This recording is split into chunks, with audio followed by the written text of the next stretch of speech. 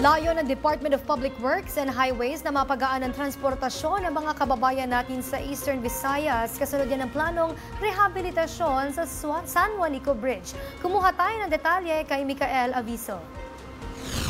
Plano ngayon ng Department of Public Works and Highways o DPWH sa ilalim ng kasalukuyang Administrasyong Marcos Jr. na magtayo ng bagong tulay malapit sa San Juanico Bridge.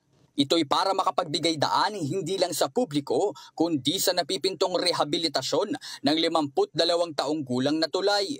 Sa isinagawang press briefing ng palasyo ngayong araw, ibinahagi ni DPWH Secretary Manuel Bonoan na ang proyekto ay popondohan ng Japan government at magiging flagship project ng gobyerno.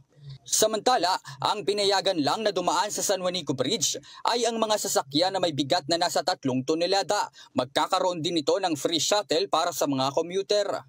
Ayon kay Bonoan, kapag natapos na ang planong bagong tulay na inaasahan sa taong 2026, isasagawa na rin agad ang pansamantalang pagsasara sa San Juanico Bridge para maisailalim ito sa major rehabilitation works. Dagdag pa niya, sisiguruhin din nila na hindi makokompromiso ang mga motorista.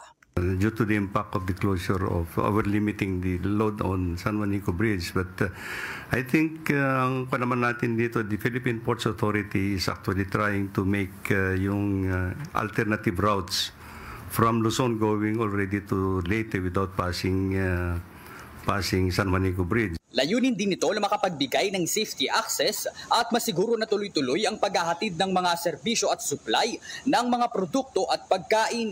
Para sa totoong balita sa Bagong Pilipinas, Micael Aviso, Cokers News.